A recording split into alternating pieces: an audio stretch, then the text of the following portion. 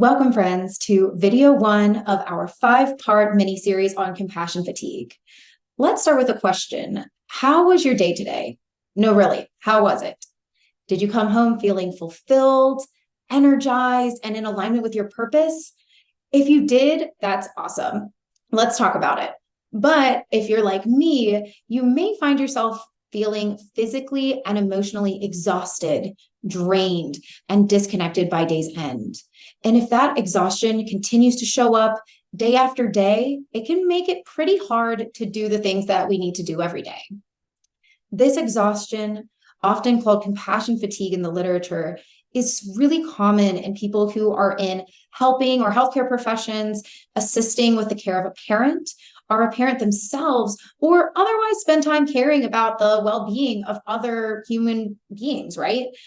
Compassion fatigue is the emotional and physical exhaustion that occurs from the energy required to provide a compassionate response and the need for continuous action to relieve or reduce the suffering of others. Compassion fatigue has been often described as the cost of caring.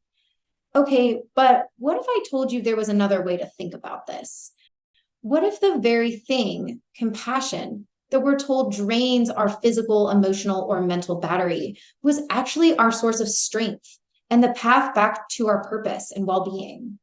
What if we saw compassion fatigue as a warning light on our dashboard, as an indicator for reflection and assessment of where we're at and what we really need?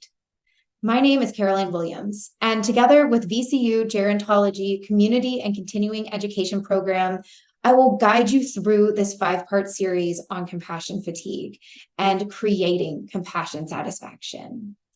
Together, we'll learn how to recognize compassion fatigue both in ourselves and others and burst the myth that selfishness is a bad thing.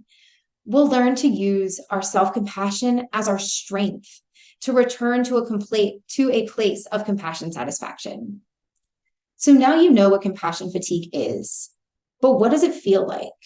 How does it show up? Join me in video number 2 of this series, where we will explore that very question.